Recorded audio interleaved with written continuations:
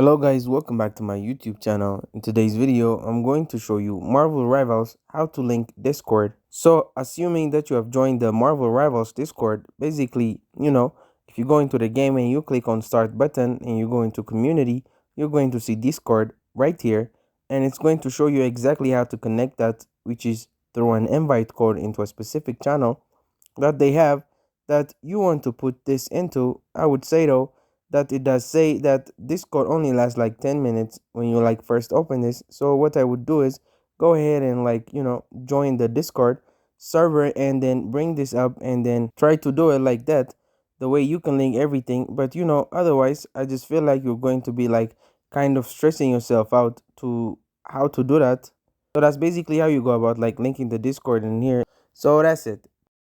Thank you guys for watching this video. If this video was helpful, don't forget to like and subscribe to my YouTube channel.